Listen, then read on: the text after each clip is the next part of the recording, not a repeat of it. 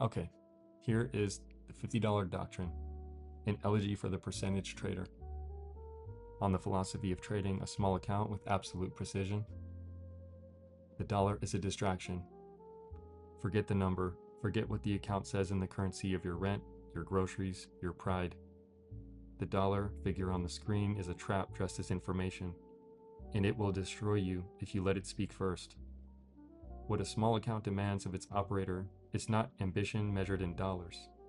It demands something far rarer, the discipline to see only in percentages, to think only in percentages, and to live, while the market is open, only in percentages. $50 is not a small position. It is a complete laboratory. It contains every law that governs a $1 million book. The percentage gain on a $50 account that doubles is identical to the percentage gain on an account 1,000 times its size. The market does not know what you started with. It only knows what you did. A 10% gain is a 10% gain, whether it arrives on $50 or 50,000. The discipline that earns it is the same. The account that cannot earn it consistently on $50 will not earn it consistently on 50,000. The size changes nothing. The operator changes everything. The geometry of compounding. Compounding is not a concept for the patient. It is a law for the consistent. A trader who earns 3% per week on a small account and reinvests it fully is not building a savings account. That trader is building a geometric curve, and geometric curves, given enough time and discipline, become nearly vertical. This is not speculation. It is arithmetic. It is as certain as any law in markets ever is, which is to say, it is certain so long as the consistency holds. The enemy of compounding is not the bad trade. Bad trades are inevitable and accounted for. The enemy of compounding is the outsized loss. The trade held too long in the wrong direction, the refusal to accept that a position has told you its answer and the answer is no. Losses, kept small and accepted without ceremony, are merely the operating cost of access. They are tuition paid in real time. What they must never become is the catastrophic subtraction that resets the geometry and forces the account back to a starting point, and demands that the curve begin again from the bottom. And on late entry, early exits, in the grace of momentum, part of my strategy that I'm implementing currently, late entries and early exits, using and taking advantage of the grace of momentum during high volatile and impactful moments in the market, such as the first opening hour and the final closing hour. The amateur enters early, greedy to catch the full move. The professional enters late, after the move has declared itself, after the direction has confirmed its intention. This is not timidity, it is precision. A late entry trades a portion of theoretical upside for a dramatic reduction in risk. The move is already spoken. You are simply choosing to listen. Exit early. Take the first clean profit. Do not negotiate with the winning trade for more than it has offered to give.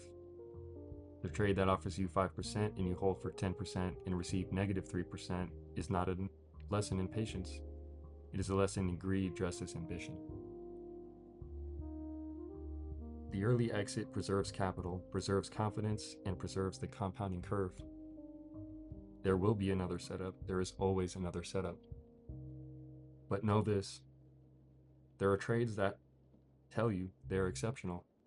When a position moves immediately and powerfully in your direction, and the broader momentum is confirming that on every time frame you trust, the calculus changes. A winner that earns the right to run should be allowed to run. Not all positions are equal. The job is to minimize the losers with iron consistency, and then, when the rare disproportionate winner presents itself, to resist the anxiety that tells you to close it. Let the exceptional be exceptional. The asymmetry of this practice, where losses are modest and small by design, and winners are occasionally outsized and large by permission, is the core mechanism of the profitable trader's edge. Losses are capped by decision. Gains are uncapped by design. This single asymmetry, applied consistently over time, is the entire doctrine. Everything else is just execution. Consistency as the only credential. No one will ask how much the account started with. The record will only show what percentage it returned, week over week, month over month, in adverse conditions and in favorable ones alike. Consistency is the credential that compounds.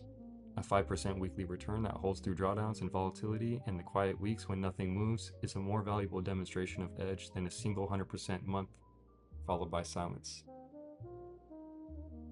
Markets are designed to test whether the edge is real or whether it was luck, wearing the costume of skill. Consistency is the answer that silences the question. Do not chase the spectacular trade. Chase the repeatable one. The spectacular trade will come, and when it does, it will come as a consequence of having built the machinery that could recognize it and hold it. But it cannot be the objective. The objective is the process, executed with the same quality on a quiet Tuesday with no obvious setup, as on the morning that the market opens with a gap and a clear directional thesis. Show up with the same standard every session. That standard maintained is the energy, the strategy. The sacred starting point. Every serious operator in the history of markets began somewhere. Some began with more, some with less, but the beginning was still the beginning. Point at which the account was small relative to what it would become. Point at which the only currency of the value was the quality of the practice. The $50 account is not a limitation. It is an origin. It is the place where the habits are formed that will govern the account when it is $500, then $5,000, and then $50,000. The habits formed on small capital are the habits that persist under pressure. Build them carefully, build them correctly. They are the architecture that everything else will stand on.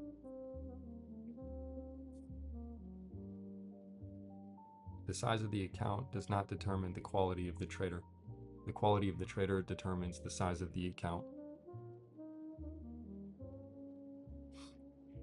And one final note, this is a reminder, written in a clear moment, to be read in difficult ones. The difficult ones will come. There will be sessions where the account moves against you in every setup, where the stops are hit with surgical precision, where the market appears to know your exact entry. These sessions are not anomalies.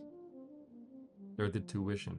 Pay them without drama and without revision of the doctrine. Remember that you are not managing dollars. You're managing a percentage relationship between where you are and where sound practice will take you. The account will grow if the practice holds. The practice must always hold. Losses are closed on contact with the stop. Winners are given permission to express themselves fully before you close them. No trade is personal, no session defines the record. The discipline you build in this due process, the willingness to think only in percentages, to enter late, to exit early on the average trade, and to hold the exceptional one. To keep losses systematically smaller than gains and to allow the rare outsized winner to be what it is. This discipline is the edge. Not the setup, not the ticker, not the time frame, the discipline. Guard it as the asset it is. It is worth more than the account balance. It will outlast every individual trade and produce over time what no single trade ever could. A record that compounds. Do the work, keep the standard, trust the arithmetic. The geometry will do the rest. The compounding will catch up to you. So that is the $50 doctrine as of now. Or you read it back whenever you need. Use the percentage mindset as a way to relieve yourself of the stress and worries of